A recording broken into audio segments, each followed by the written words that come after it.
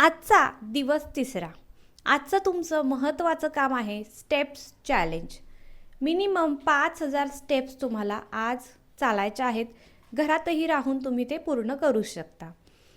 Steps is equal to fat burn plus lower belly fat कमी करण्याचं अगदी powerful असं वेपन आहे. त्यामुळे नो टेन्शन घेण्याचं अजिबात कारण नाही. Just walk. आजच्या मिल्क हलक्या ठेवा.